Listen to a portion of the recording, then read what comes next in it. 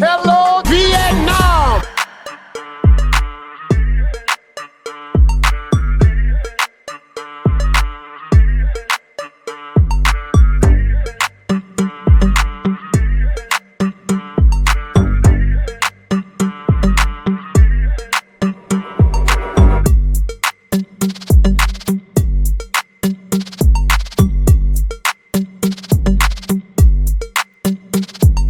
Các bạn, mà là Vita đây. Mình đang ở đó chỉ là Kinh Thành Huế. Cùng Vita đi tham quan nè, let's go. Đây là bản đồ tham quan Kinh Thành Huế, rất đồ sộ và hoành tráng như cái nấy. Bay thử một vòng xem sao nè.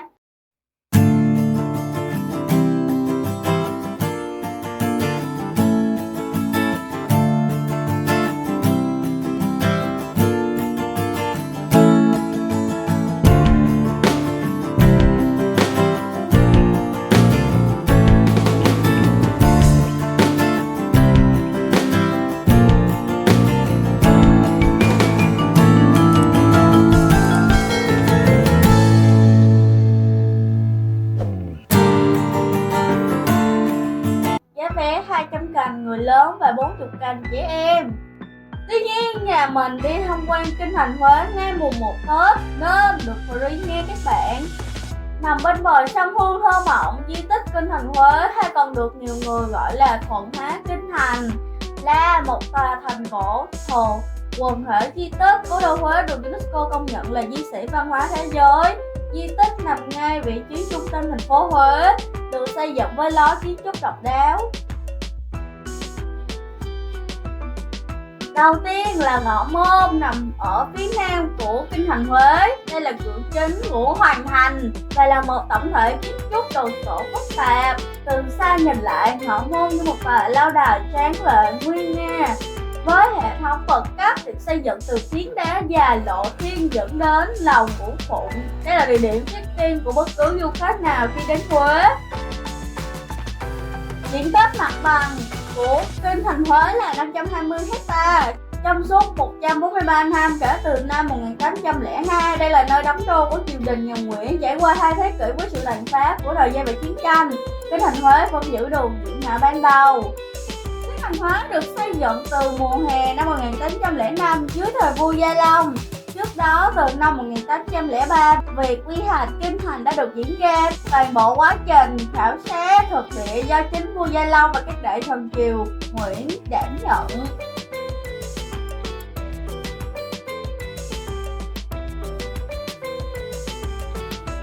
Điện Thái Hòa, đây là điện chính trong Kinh Thành, cũng là nơi các vị vua triều Nguyễn đăng quang lên ngôi vị. Đây từng được xem là trung tâm của đất nước, chỉ trưng cho quyền lực của triều đại nhà Nguyễn thời bấy giờ. Địa có kiến trúc nguy nga, tráng lệ với 197 bài thơ được thảo theo lối nhất thi nhất họa, là một trong nhiều điểm thu hút của Điện Thái Hòa. Đặc biệt, bạn đừng quên chiêm ngưỡng chiếc ngai vàng quyền lực một thời của các vị vua nhà Nguyễn nhé. Hiện tại, Điện Thái Hòa chỉ trưng bày chiếc ngai vàng một số di vật mà thôi.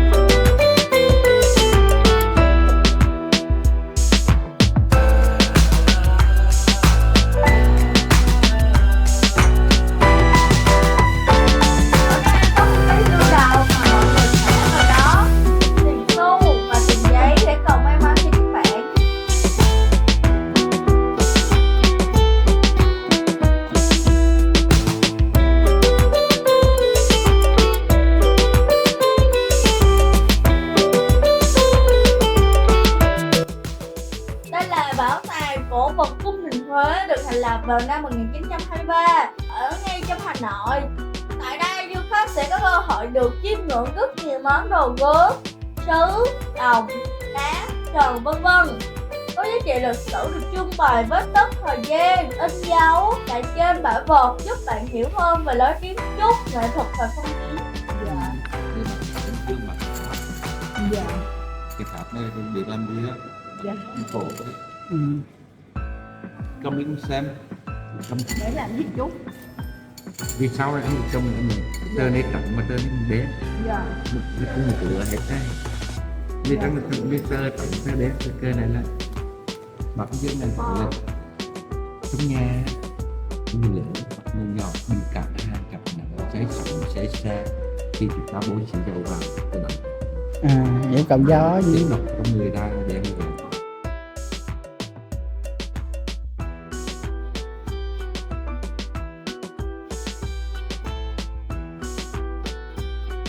Hoàng Thành là vòng thành thứ hai của kinh thành Huế, được thiết kế làm nơi ở của vua, hoàng gia cũng như là nơi làm việc của triều đình. Đây cũng là nơi thờ tự các tổ tiên và các vị vua nhà Nguyễn. Ngoài ra bên trong hoàng thành còn có điện Thái Hoàng, cung Nhiên Thọ, điện Thanh Cát vân vân. Khu vực các miếu thờ được bố trí phía trước và dọc hai bên trục của hoàng thành. Đây là nơi thờ tự tổ tiên và các vị vua nhà Nguyễn như Chị Miếu, nơi thờ Nguyễn Kim, cha của chúa Tiên Nguyễn Hoàng. Thái Miếu, thờ các vị chúa Nguyễn từ Nguyễn Hoàng đến Nguyễn Phúc Hưng. Phương Miếu, thờ ông Nguyễn Phúc Luân và bà Nguyễn Thị Hoàng, cha mẹ của vua Gia Long. Thế Tổ Miếu, thờ các vị vua nhà Nguyễn. Điện Phụng Tiên, thờ các vị vua mà hoàng hậu nhà Nguyễn. Phủ Nội Vụ, cơ quan chịu trách nhiệm cất giữ tài sản vật dụng cho vua, hoàng gia và của công như vàng ngọc châu báu, giám pháp, tơ lụa, nhạc khí, vật cống tiếng vân vân. Phủ Nội Vụ còn giữ nhiệm vụ sản xuất vật dụng cho vua và nội cung sử dụng. Đi lên nữa sẽ là vườn Cơ Hạ Điện Thâm Văn. Đây là 100 năm vườn thượng uyển bên trong hoàng thành Huế và là khu vực để các hoàng tử học tập giải trí. Đối diện sẽ là Trường Sanh Cung, Diên Thọ Cung, khu vực dành cho các thái hoàng, thái hậu, bà nội vua và hoàng thái hậu, mẹ vua.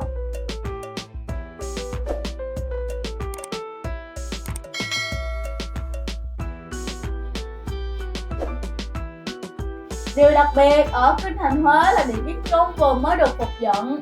Điện Kiến Trung nằm ở điểm cực bắc của trục Hưng Đạo xuyên qua trung tâm tự Cam Thành. Tiểu thức điện là hợp thể phong cách châu Âu gồm kiến trúc Pháp, kiến trúc phục hưng của Ý cùng pha thêm kiến trúc cổ truyền Việt Nam. Mặt tiền điện có trang trí những mảnh gốm sứ nhiều màu. Chất điện là vườn cảnh, có 3 cầu thang đắp gồng dẫn lên đường điện, tường chính chỗ 13 cửa hiên.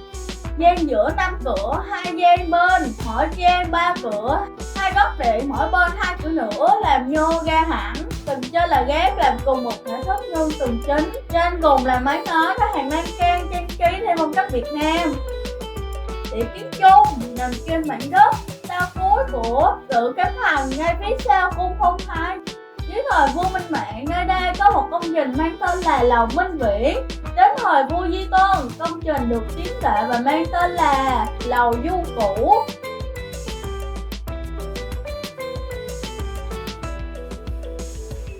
Kiến Trung là tên được vua Khải Định đặt từ năm 1916. Năm 1921, điện Kiến Trung được vua Khải Định xây lại mới. Đây cũng là nơi vua Khải Định băng hà vào ngày 6 tháng 11 năm 1925. Sang triều vua kế vị là Bảo Đại thì triều đình cho tu sửa lại tòa điện, tân trang các tiện nghi theo thể cách Tây phương, trong đó có xây buồng tắm. Vua và hoàng hậu Nam Phương sau đó dọn về sống trong điện Kiến Trung. Tại điện này, hoàng hậu Nam Phương hạ sanh thái tử Bảo Long. 3 người con sau thì sanh ở Đà Lạt. Sang tháng 8 năm 1945, khi Việt Minh đoạt chính quyền ở Hà Nội thì lực lượng quân đội đế quốc Nhật Bản đề nghị phòng thủ điện Kiến Trung chống lại Việt Minh, nhưng vua Bảo Đại bác đi vì không muốn đổ máu. Điện Kiến Trung sau đó đã bị phá hủy vào tháng Chạp năm 1946 bởi Việt Minh trong chiến lược tiêu thổ kháng chiến, chỉ cần đền điện và hàng lan can trong khu vực tự Cam Thành. Từ năm 2013, Trung tâm Bảo tồn Di tích Cố đô Huế đã khởi động dự án phục hồi điện Kiến Trung với sự hợp tác của nhiều nhà nghiên cứu về lịch sử, văn hóa và mỹ thuật Huế và sự tham gia của Văn viện Khoa học Công nghệ Xây dựng miền Trung. Dự án phục dựng điện kiến chung dự kiến bắt đầu vào năm 2018 và hoàn thành vào năm 2020. Tuy nhiên đã có một số phản biện về việc phục dựng sai lệch với bản gốc. Cuối cùng dự án này đã được khởi công vào ngày 16 tháng 2 năm 2019 với tổng kinh phí hơn 123 tỷ đồng, dự kiến hoàn tất vào tháng 8 năm 2023.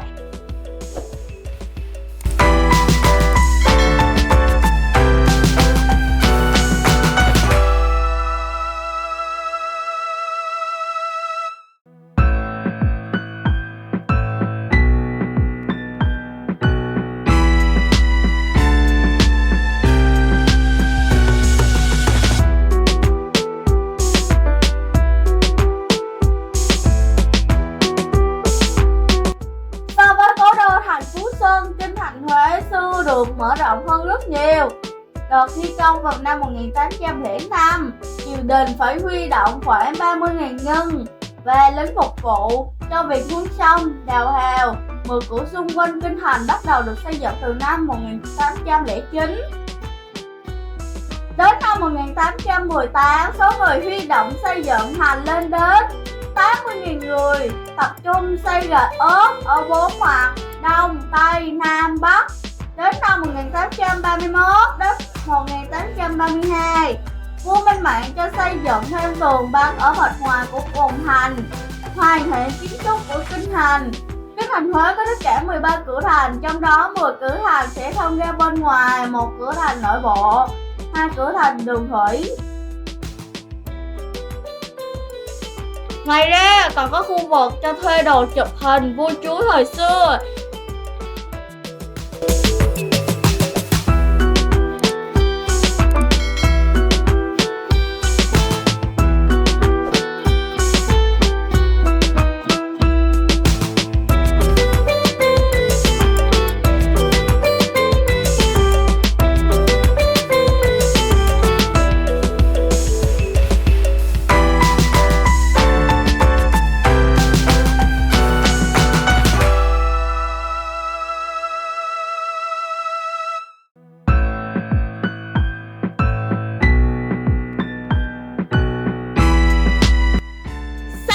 Chuyển ra ngoài thì gia đình mình thấy có tiết mục múa rồng cho du khách tham quan chiêm ngưỡng.